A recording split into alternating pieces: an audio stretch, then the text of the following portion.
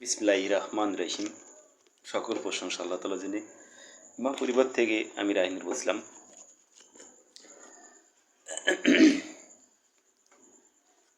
এর আগে আমি বলছিলাম সূরা বাকারায় যেমন আছে আখিরাত।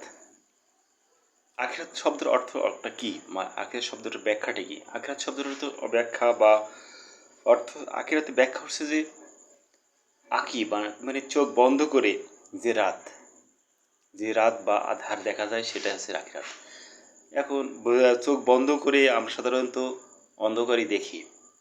তাহলে কি আখিরাত বলতে শেষ? আখিরাত বিশ্বাস বিষয়টা হচ্ছে যে তখন যে আখিরাতে যে বিশ্বাস হবে, মানে বিচার হবে, তখন কি অন্ধকারের ভিতরে বিচার হবে না আলোর ভিতরে বিচার হবে? কিভাবে সিস্টেমটা কি? আখিরাত বলতে চোখ বন্ধ করার পরে আমরা সাধারণত সূর্যর দিনের বেলায় আমরা কাজকর্ম করি বা বিভিন্ন বাড়িতে হোক বা বিভিন্ন জায়গায় হোক আমরা দিনের বেলায় সূর্যের দিকে থাকি। পরবর্তীতে আমরা যখন অন্ধকার বা রাত্রে চোখ বন্ধ করে আমরা মনে করার চেষ্টা করি যে সূর্যের দিকে তাকাইলে আমাদের কি আসলে কি সূর্যের মতন দিনের বেলা দেখা যায় মনের ভিতরে, না হালকা অন্ধকার দেখা যায়, সূর্য দেখা যায়। এখন বিষয়টা হচ্ছে এমন যে আমরা রাত্রে যখন মনে করি যে সূর্যর দিকে তাকালে দিনের বেলায় বা সূর্য যখন থাকে, রাত্রে চোখ বন্ধ করে যেই আধার বা অন্ধকার দেখা যায়, এই এমন ধরনের আধার বা অন্ধকার সময়টা হচ্ছে আখিরাত। অর্থাৎ চোখ বন্ধ করে যে কোনো জিনিসই হালকা অন্ধকার বা হালকা আধার দেখা যায়, এমন একটা মানুষ মারা যাওয়ার পরে, মৃত্যু হওয়ার পরে আর কি, তখন এই ধরনের অন্ধকার বা আধার দেখার সময়টাকে আখিরাত বলে। সূরা বাকারায় লেখা আছে ইমান এবং বিশ্বাস। ইমান কি এবং বিশ্বাস কি জিনিস? ইমান হচ্ছে নিজের কাছে যার মান আছে সে ইমান, নিজের কাছে যার মান নেই সে বেঈমান। নিজের কাছে মান বলতে নিজেকে, যেমন রোজার মাসে, রমজান মাসে যদি কোনো ব্যক্তি রোজা রেখে কোনো পুকুরের ভিতরে ডুব দিয়ে পানি খায় এবং বাইরে সে যদি বলে যে আমি রোজা রাখছি, কিন্তু সে দেখা যায় গোপনে পানি খায়, পুকুরের ভিতরে ডুব দিয়ে বা গোপনে গোপনে পানি খাইছে বা খাবার খাইছে, পরবর্তী লোকেদের সাথে বললো যে আমি রোজা রাখছি, কিন্তু আসলে প্রকৃত সে গোপনে পানি খাইছে অথবা দেখা যায় যে খাবার খাইছে, কেউই জানে না। তো এখানে কেউ তো দেখেনি একমাত্র আল্লাহ ছাড়া। তা এখানে নিজের কাছে মান, যে নিজেই আসলে নিজের মনে মনে বলতেছে যে সে আসলে পানি খাইছে বা খাবার খাইছে। তা নিজের কাছে তো সে নিজেকে সে মানসম্মত বা নিজেকে নিজেকে মানসম্মত বা নিজেকে একটা ধাপ বা স্টেপ, এই ধরনের কোনো সুযোগ তার থাকে না। একে বলে ইমান, নিজের কাছে মান আর কি। আর নিজের কাছে যার মান নেই, অর্থাৎ কোনো ব্যক্তি যখন এই ধরনের গোপনে চুরি করে অথবা গোপনে যে খাবার খায় রোজার মাসে রোজা রেখে বা অন্যকে কেউ জানে না এমন ক্ষতিকারক কাজ করে, তখন দেখা যায় তার নিজের কাছে তার মান থাকে না। এটাও সে এই ধরনের ব্যক্তিকে আসলে বেঈমান। যেমন একজন সেনাবাহিনী অফিসার যদি অফিসারের কাছে যারা নিম্ন শ্রেণী, যারা পদস্থ আজকি কর্মচারী বা যাই হোক, তারা যদি স্যালুট বা সম্মান না দেয়, তাহলে উচ্চতন বস বা উচ্চতন যারা কর্মকর্তা তাদেরকে আসলে নিজের কাছে তো কোনো মান থাকে না। নিজের কাছে মান বলতে পদব বা পদবি এই ধরনের যার বৃদ্ধি পায় সেই হচ্ছে ইমান, তার বলে ইমান। এই ইমানকে যে ধারণ করে সে হচ্ছে ইমানদার ব্যক্তি। আর ইমান এটা বলে ইমান, নিজের কাছে যার মান আছে সেটা হচ্ছে ইমান, আর নিজের কাছে যার মান নেই হচ্ছে সে যে বেঈমান। কিন্তু এটা হচ্ছে প্রকৃত, আমি এর অর্থ বলতেছি আর কি, ব্যাখ্যাটা এই দাঁড়ায় যে ইমান জিনিসটা হচ্ছে, ইমান জিনিস কি আর বিশ্বাস জিনিসটা কি। যদি কোনো ব্যক্তি একটা বিল্ডিং করবে, দেখা যায় যে সে লক্ষ্য স্থির করলো বা মনে নিয়ত করলো যে আমি একটা বিল্ডিং করব। যখন কোনো ব্যক্তি বিল্ডিং করবে সেই ব্যক্তিটা ইঞ্জিনিয়ারের কাছে যাওয়া উদ্দেশ্য হচ্ছে নিজের কাছে যে প্ল্যান তৈরি করবে বা এই পরামর্শ নেবে, এই ধরনের এই উদ্দেশ্যটাই হচ্ছে বিশ্বাস।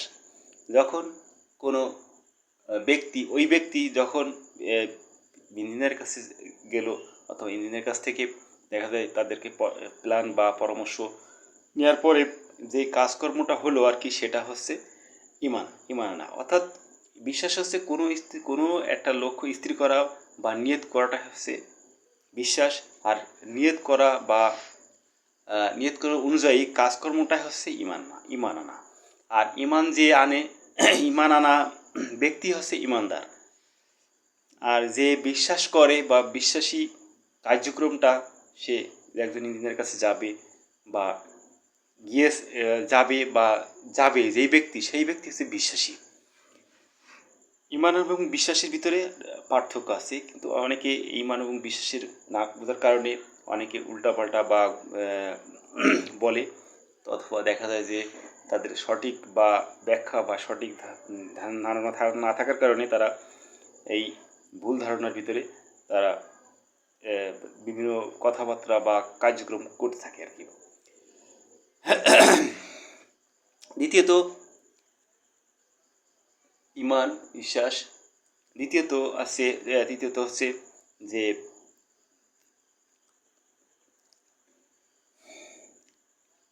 মুত্তাকি। এখানে কোরআনে সূরা বাকারা প্রথম দিকের আয়াতগুলোতে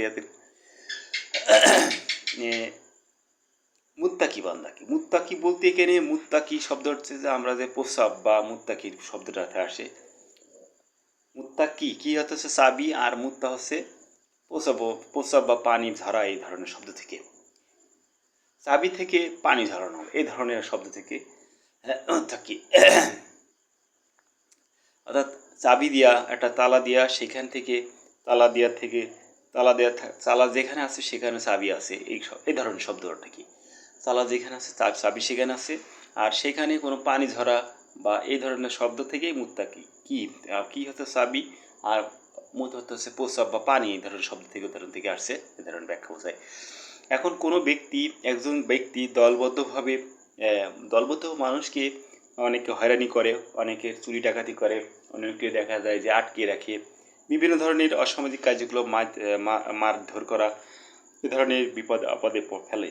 তখন পাশে কোনো ভালো কোনো ব্যক্তি দেখা যায় যে এই যৌথ বা অনেকগুলো লোকদের সাথে লড়াই করা বা তাদের প্রতিবাদ করা কোনো উপায় থাকে না, তখন পাল্টে যাওয়ার পরে চোখ দিয়ে পানি ঝরে, এই ধরনের ব্যক্তিকে তখন আল্লাহর কাছে বলে, হে আল্লাহ, তুই আমাকে শক্তি দাও বা বল দাও, যাতে আমি এদেরকে পদস্থ করতে পারি বা তাদেরকে দেখা যায় এমনকি জিহাদে পরিণত করে। কিন্তু জিহাদ করা তো একা ব্যক্তির পক্ষে, জিহাদ শব্দটা একার জন্য না, আসলে তাদের প্রতিবাদ করতে পারি এমন শক্তি বা এরম ক্ষমতা দাও, এই ধরনের কথা বলে তার চোখ দিয়ে পানি ঝরায়,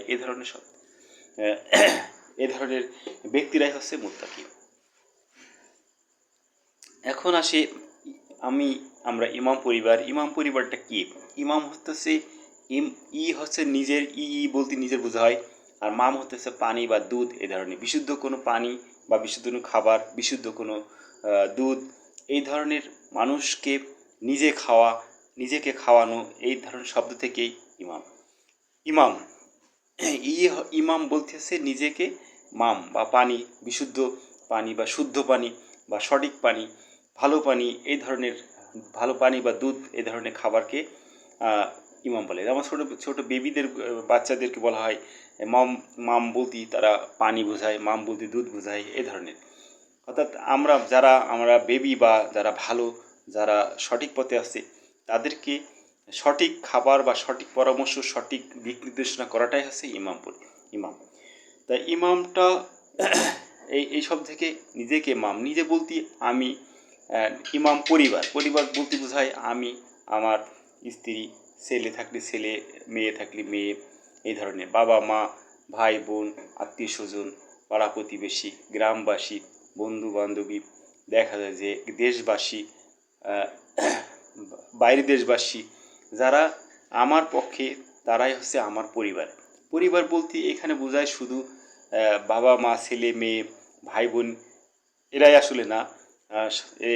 পরিবার বলতে এদের বাইরেও যেমন আত্মীয় স্বজন আছে বা বাইরের দেশে বন্ধু বান্ধবী আছে, বাইরের দেশে যারা পক্ষে পরিবারের একটা পরিবারের পক্ষ একটা পরিবার হইতে হলে তার দেখা যায় যে বাবা মা ছেলে মেয়ে আত্মীয় স্বজন ভাই বোন মাদা বা বিভিন্ন ধরনের আত্মীয় স্বজন, তারপরে বাড়ি গাড়ি, তারপর বিভিন্ন গৃহপালিত পশু উদ্ভিদ প্রাণী, মানে তার পক্ষে বা তার ফেভারে বা বাইরে দেশের বাইরে যারা পক্ষে বা কাজ করে তারা একটা পরিবারের অন্তর্ভুক্ত।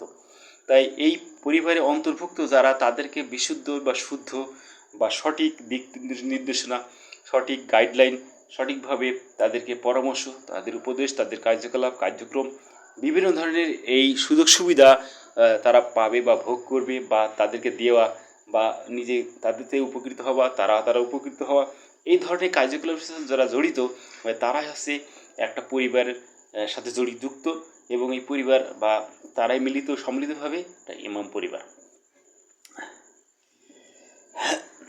ইমাম আমরা সাধারণত ইমাম আমরা যেমন অনেক আছে মাহাদি বিশ্লেষণ করলে মা হা করে বাবা দেয়, অর্থাৎ বাবা মা দ্বারা স্বামী স্ত্রী দম্পতি যে যৌন মিলিত হয়ে যে সন্তান ছেলে অথবা মেয়ে উৎপন্ন হয়ে সৃষ্টি হয় এবং তার তৈরি মানে উৎপন্ন হয় আর কি, ছেলে মেয়ে হলে দেখা যায় বাবা মা ছেলে মেয়ে মিলে সম্মিলিতভাবে একটা পরিবার অন্তর্ভুক্ত হয়। তাহলে কি দাঁড়ায় যে দেখা যায় যে মা মা মা হা করে দিলে বাবা দেয় দিলে দেখা যায় যে প্রেগনেন্সি হয়ে ছেলে মেয়ে হয়, তার এর বিশ্লেষণ দাঁড়ায় যে মাহাদি। তাহলে ইমাম পরিবারে মাহাদির বিশ্লেষণ করলে হয় ইমাম পরিবার। আবার মাহাদি আরেকটা আছে, মাহাদি কেউ কেউ বলে উপাধি, তার আরেকটা শব্দ আছে উপাধি উপর করে যা দিলে হয় বাবা উপর করে মায়ের দিলে তাদের দেখা যায় যে প্রেগনেন্সি হয়, ছেলে মেয়ে হয়, তারা সমৃদ্ধভাবে বাবা মা ছেলে মেয়ে মিলে একটা পরিবার। তাহলে দেখা যায় যে মাহাদি শব্দ বিশ্লেষণ করলেই পরিবার বোঝায়। তাই ইমাম পরিবারের কাজ হচ্ছে সঠিক দিক নির্দেশনে ভালো পথ প্রদর্শনকারী।